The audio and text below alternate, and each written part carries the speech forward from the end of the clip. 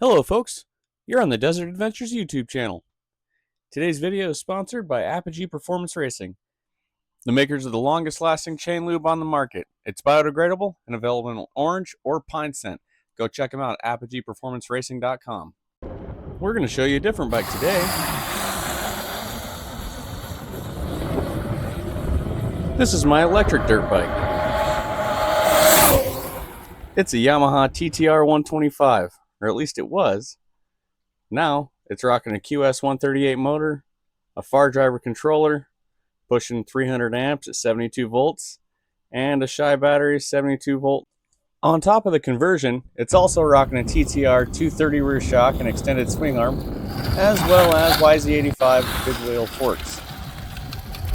It's a super fun little bike that we created that just does everything great except for pass by a battery changing station. It can get about 15 miles at a race pace at most, and about 40 miles if I ride slow, hanging around with the kids' pace. Having 338 amp hour Shy batteries available for me to use during races, I use it for any race that has any mileage less than 14-15 miles a lap. And it's also great for just farting around the yard, letting the dog chase me, or, riding somewhere that's noise sensitive. The whole reason for building this bike was because I broke a Sur-Ron Light Beef frame. So after that, I had all sorts of Sur-Ron Light Beef aftermarket parts and decided it was time to convert a gas bike over and build my own creation. I would not have been able to do this bike, and it would not have turned out as well if it weren't for the help of a very close, very great friend, Rex. I'll leave a link in the description below to his page. He's got some pretty cool YouTube footage going on of other e-moto racing. Other thank yous that helped out with this bike are going to also be to the eDirtyBike.com. This conversion is using a Magura throttle that's sold by a Dirty Bike. And I also ended up modifying some Dirty Bike Light Beef pegs to work on this bike. DB Dirty Bike hands down has my favorite e-moto pegs. I also love their intermittent and steady switches mounted on the handlebars. They've got billet switches for your headlights and horn available for e-motos at eDirtyBike.com. You should go check them out. They literally have every part you could think of, or at least every part I could think of, for e-motos made. You got to go check them out. And lastly, if you are looking for BLDC motors, such as QS motors or some super high performance far driver controllers, as well as others, go check out Wattwheels, wattwheels.com. They've got all sorts of conversion parts available. Pretty awesome stuff going on over there. Go check them out.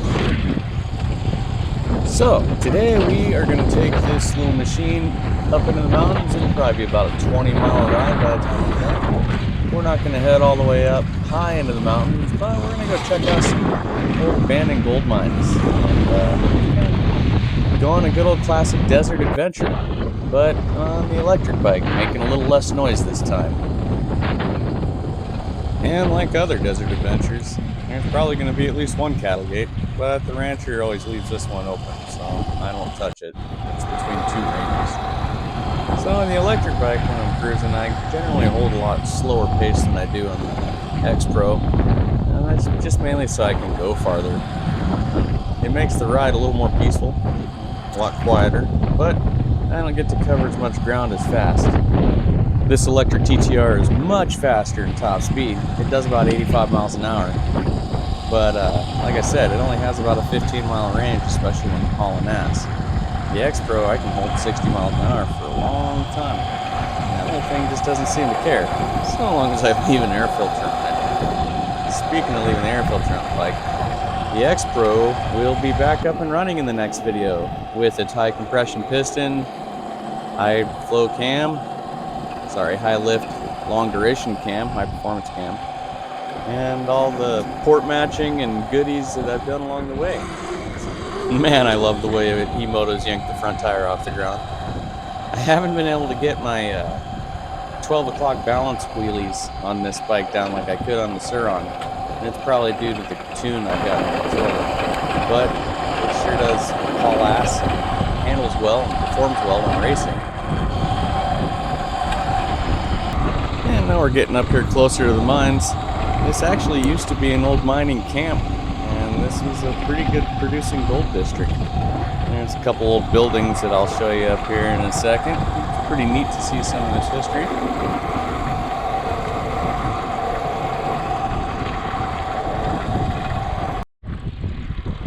And as you can see here to the left, there's the remnants of an old building there. I'll just creep on here past it. One cool thing about this little TTR is I can just creep around without spinning the back tire, without tearing up the terrain or anything. Makes it nice to check stuff like this out. And this is a pretty cool old building here. It's actually dug in. A little sketchy to go inside of, but you know, feeling froggy. Let's go on in and show you guys.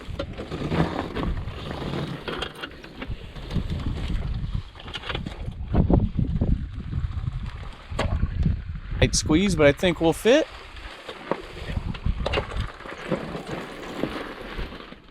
And this is crazy. It makes you wonder how it's even still standing up. I mean, this is at least 100 years old here. Got to be a keystone. Not a good place to be hanging out though, so we're gonna get out of here. I don't want this wall falling on me. And we'll go up and check out some other parts of these mines.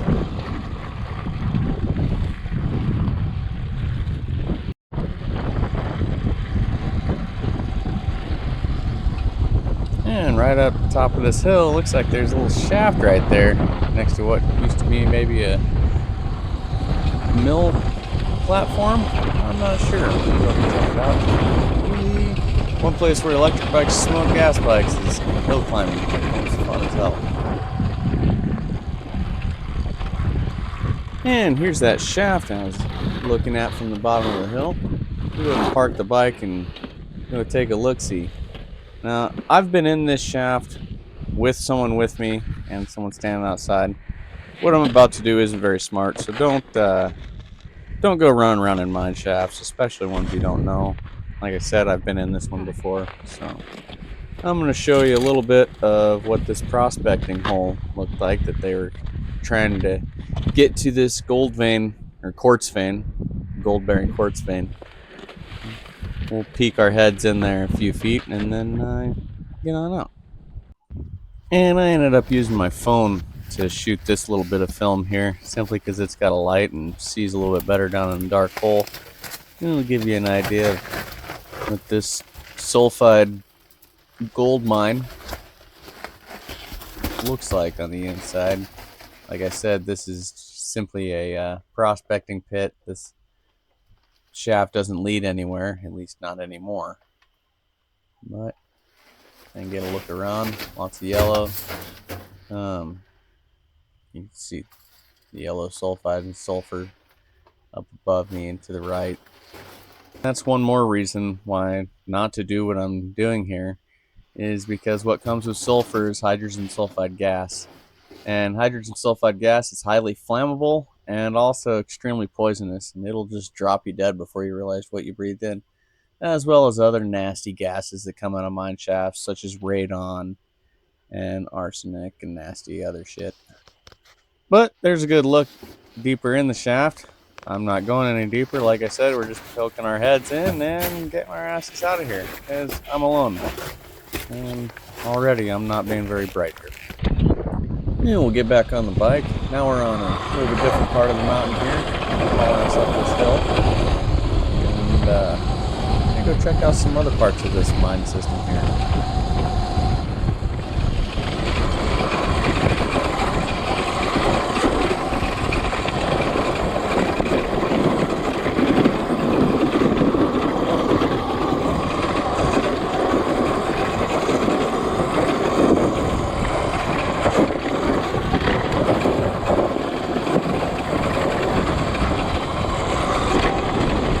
It sure is a fun hill climb. Every time I go up there, I love it. Good scenery up here at the top as well. Grand Wash Cliffs there to my right a little bit. And we're getting ready to come up on one of the slots.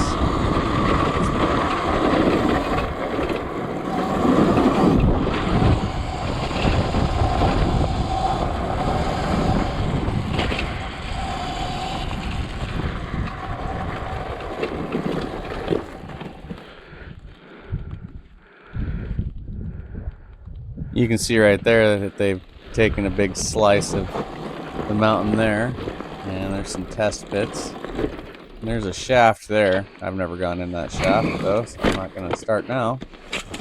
We'll just kind of turn the bike around and work on getting the heck out of here. Not the best idea. Okay, that bush doesn't go that way very well. Hit the throttle a little more. There we go. Yeah, I think this trail used to be above this bush, or where the bush is at least.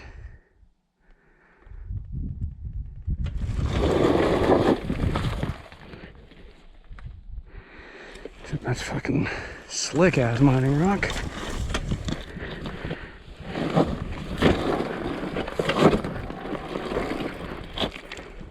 I think the only way is to go right here and jet up.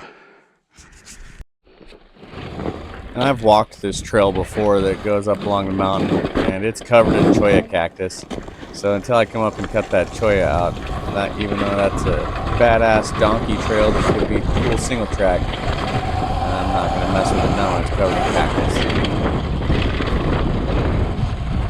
And as we come up here and we round the corner, I'll stop right here next to it. You can see the slot where they've mined that vein right out of that quartz vein right out of the top of the mountain.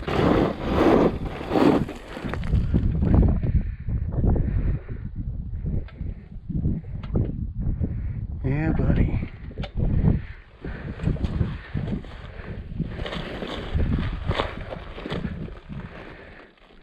One vein they were getting out right there. Keeps going up the mountain. Shaft there, shaft there. And from what I can tell, gold was discovered in this district in the 1880s, and most of the workings took place in about the 1920s. So this is all 100-year-old stuff.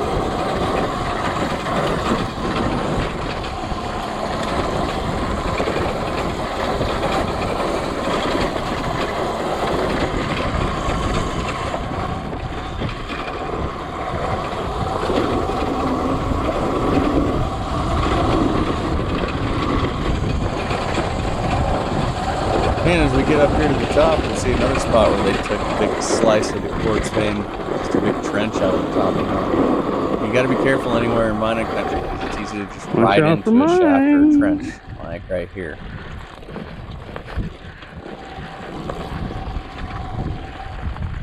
It's super important to know your surroundings, and if you don't know your surroundings, don't haul ass where you've never been. And end up falling somewhere where you don't want to fall.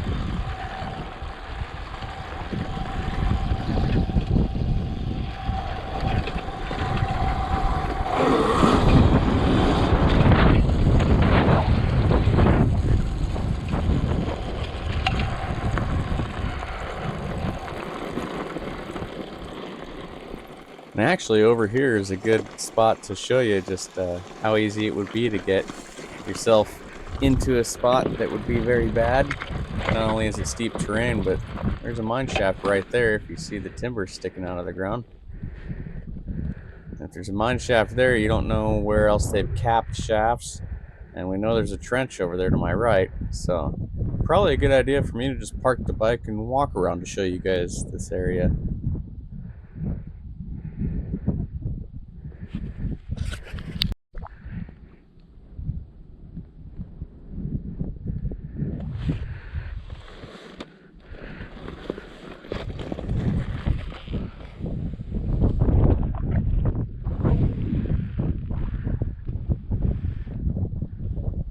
I mean, maybe I can just ride down a little closer to it. Nah, I'm just kidding, guys. That's how people get hurt. Don't do that. Just park your machines, if you know you're next to some mine shafts, if you know they're not capped, or if you know there's capped mine shafts, you don't know how thick that cap is, you fall through. So be careful.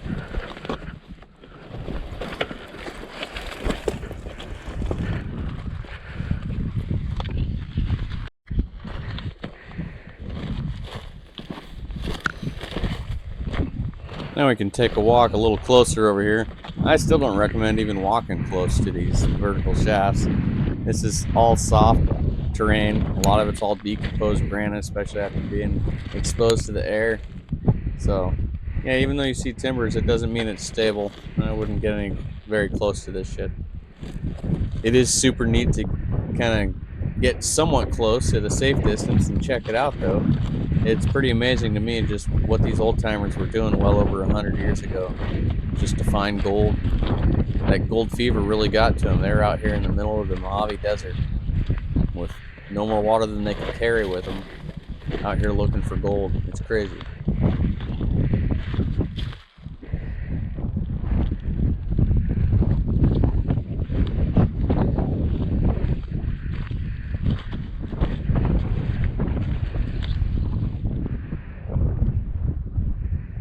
That's enough walking around on hollow ground, so to speak, for me. So let's get back on the bike and go check out some other areas. See more of that trench where they just trench to the whole top of the mountain now. It's crazy.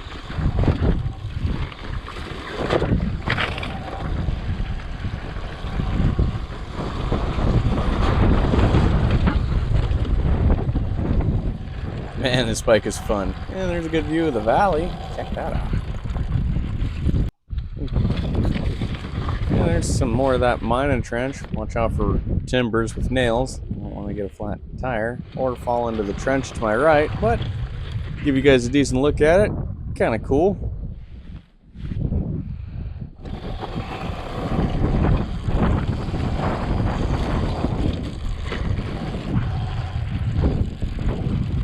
And as fun as it is riding around a bunch of holes that I can fall into, get lost, I think it's time to head back down off this Swiss cheese mountain and yeah, have a good descent.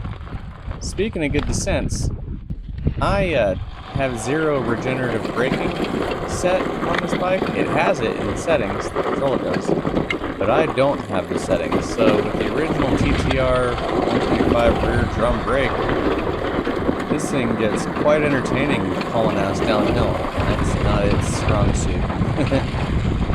Although I have to say, the drum brake does a lot better than people think they would.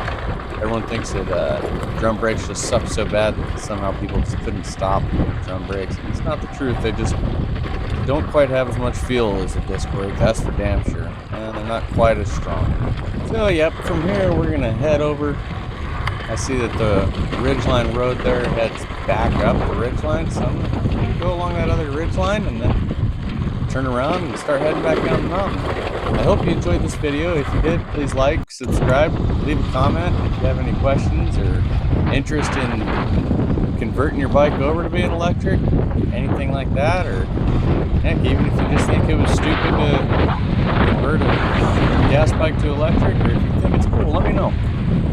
Thanks for watching. See you next time on the Desert Adventures YouTube channel.